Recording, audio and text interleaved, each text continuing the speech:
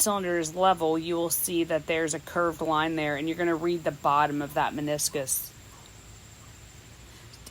You always want to be able to look, you always want to be looking at eye level. So it's called a parallax error. It arises when a meniscus or a needle is viewed from an angle.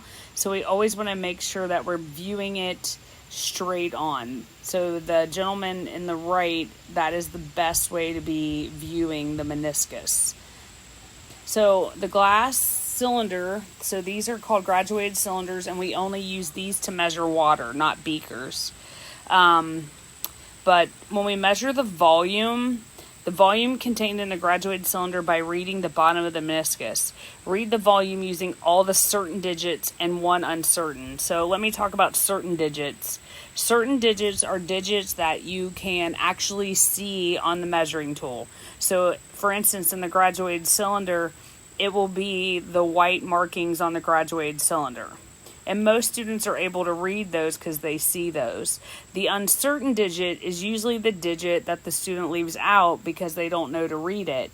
That is the space between the two smallest marks on the graduated cylinder. So let me show you here. So if we look, there are two unlabeled graduations below the meniscus. So if you look here, 50, it goes between 50 and 60, and we can read for sure each place in between the 50 and 60. So if I'm looking here, I can read these little graduate marks, the little lines. Each one of those lines is worth 1 milliliter. So this goes 51, 52, 53, 54, 55, and so on. So those are your certain digits. So if we look here at the bottom of the meniscus, and it's not a very straight line, but that reads, so this line here is 51, this is 52, and let me erase where I put that purple mark. If you see, we're just below under the 53 mark. So I can read for sure 52, but we have to estimate the space between this mark here, which I just deleted on my pen, but this mark here in red, between this mark here, a top mark in red. We got to estimate that. So we know for certain that 52 milliliters is in there, but then we have to read the estimated digit, and the estimated digit is something that's an estimation. So you just, I hate to say it, but you make it up. So you could say it's 52.6, you could say it's 52.7.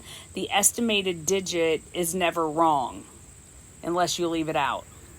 So if I go on here, the estimated digit, estimate the uncertain digit. So this is the long purple line there is the uncertain digit. So that means that's 0.8. So the actual reading of this graduated cylinder is 52.8 milliliters. So let's look at another one. We have a 10 milliliter graduated cylinder. So this is a little different because if you look, it goes 6, this here would be 7, and that's 8. So you have to figure out, well, how many marks are between 6 and 7? Well, that would tell me, I believe each one of them should be worth 0.2. So 6.2, 6.4, 6.6, 6.8, and 7. So these are each worth 0.2. Well, if you read the bottom of the meniscus, so 0.2, 0.4, this is 0.6 right here. So I can read that for sure. But then I have to read the space in between there, and that's where this 2 over on the right comes from, is that is the estimated digit.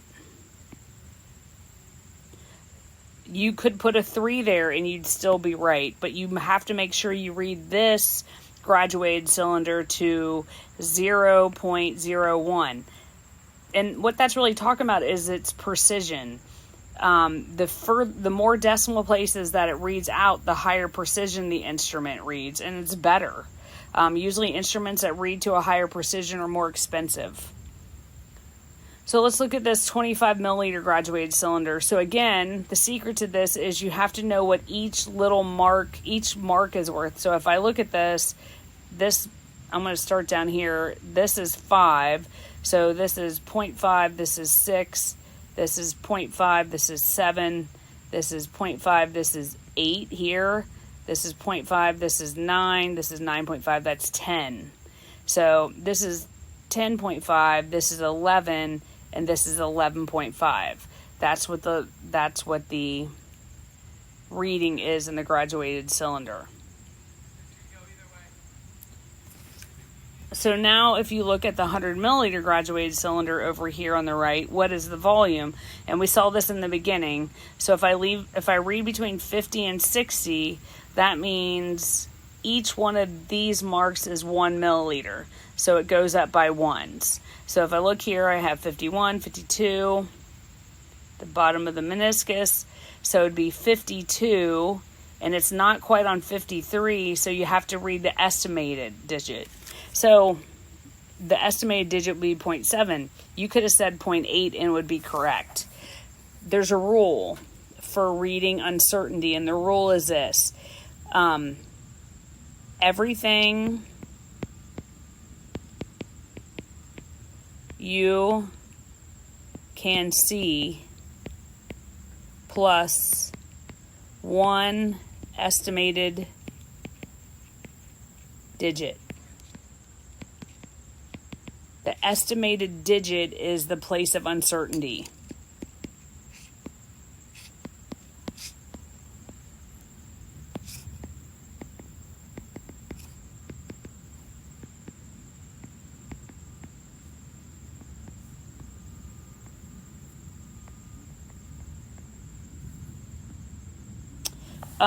So examine the meniscus. So again, make sure when you read this, make sure you're looking what the smallest mark is, the smallest graduation is, and the smallest graduation goes up by 1. So this would be 71, 72, 73, 74, 75. This is 76, and it looks like it's exactly on it. So you would read it to 76.0. Now you're saying, well, Mrs. Buchanan, what's the difference between 76 and 76.0? This is the level of precision. So this graduate cylinder would be more precise than if you had one that just read to 76. The more precise the instrument, the better it is. Thermometers are the same way, but I'm not going to really get into thermometers because of the fact that we use digital thermometers. So when there's a digital reading, for example, even on a scale or on a thermometer, the last digit is always a place of uncertainty. So this thermometer here, I'm going to look. So if you look, we don't use thermometers like this in class, but it's probably a good lesson. First of all, you never let the bulb of the thermometer sit on the bottom of the hot plate because it's going to have an incorrect reading. So if you read this one, it's still a good lesson on uncertainty. If I look, I still got to see what each little mark is worth. And it looks like each mark is worth 1 degree. So 81, 82, 83, 84, 85, 86, 87, 88. So it's between 87 and 88. So this space in between here is your estimation. Okay, so that would be 87.4. Could you have 87.5? Yep. Could you have 87.6? It's fine. It's just that level of uncertainty. I'm not going to do this because we don't ever use triple beam balances. However, this is a good rule. So even if you're not using a triple beam and you're using electronic, you never weigh anything directly on the pan.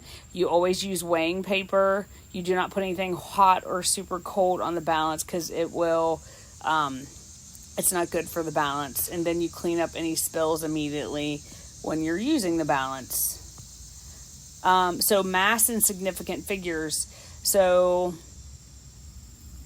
again, we're using a digital scale. So if we were using an electronic scale, it's different, and that's all we use is electronic. So I'm not going to proceed with this part, but we will practice. So if I go back over, give me a minute, I want to switch slides here.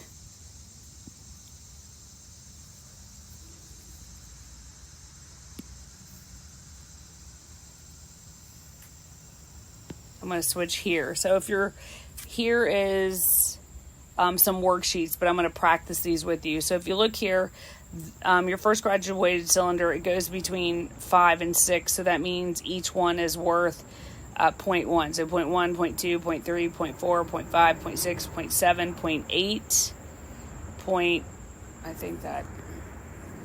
So 0.1, 0.2, 0.3, 0.4, 0.5, 0.6, 0.7, 0.8. It's kind of hard. I believe that they have to go up by 0.1. So I would say this is 5.5, 5.1, 2, 3. I don't know. 2, 4, 6, 8. They have to go up by 0.1. So it looks like this would be 5.1, 2, 5.5, 6, 7, 8, 9. So this would be 5.9, and then the space in between here's an estimation. So you could, it looks like it's right on it. So you could say 5.90 milliliters. You could say 5.91 milliliters. It's just that you need to understand that this digit here is the estimated digit. It's your uncertainty. So this graduated cylinder reads to the hundreds place.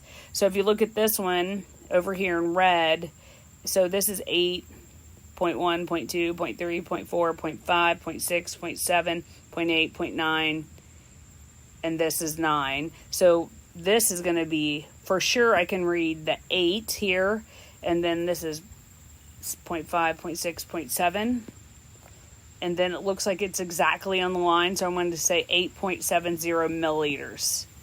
So this one reads to the hundreds place also. Here's another one. This one reads to the ones place, so this would be 51, 52, 53. So this would be 51, 52, 53, 54, 55. So actually this, we're going to say 53.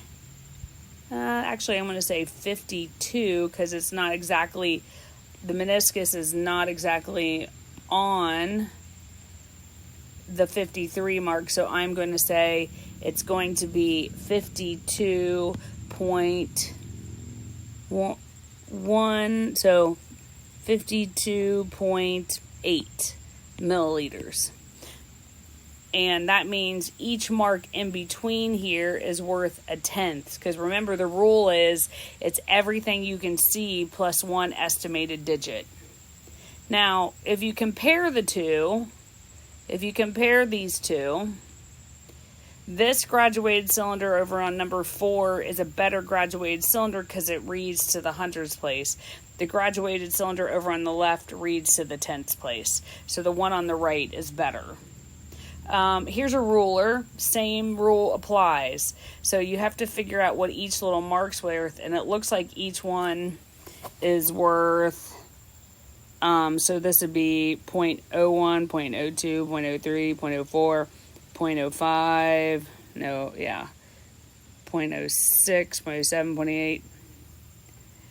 So it appears you're going to estimate in between this place here.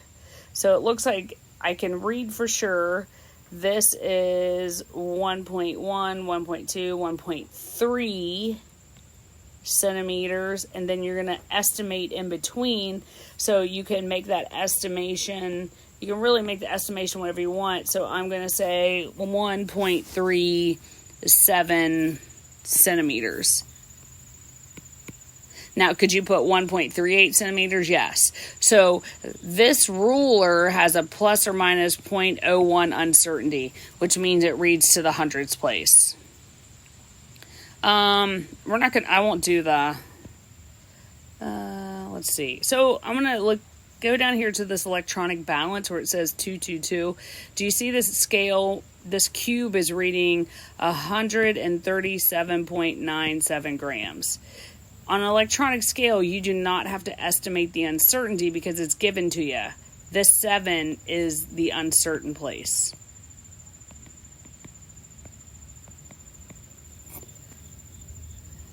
So in digital scales, you don't ever have to estimate. Like for this triple beam balance, we're not using it, so you don't need to learn how to read it. You'll never use a triple beam balance again. Well, let's look at the thermometer.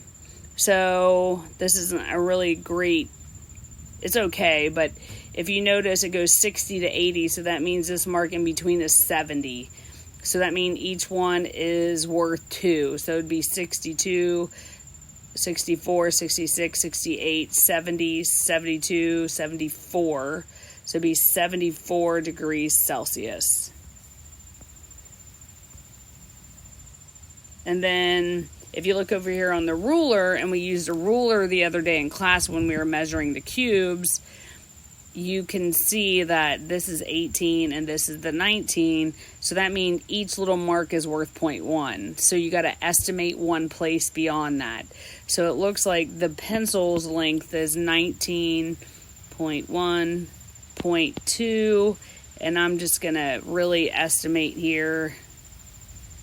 I'm going to say 0.20 centimeters. Could you have 0.22? Yes, you could. Again, here's another scale. These last two places here, not the last two places, my apologies here. This last place here, that's your uncertainty.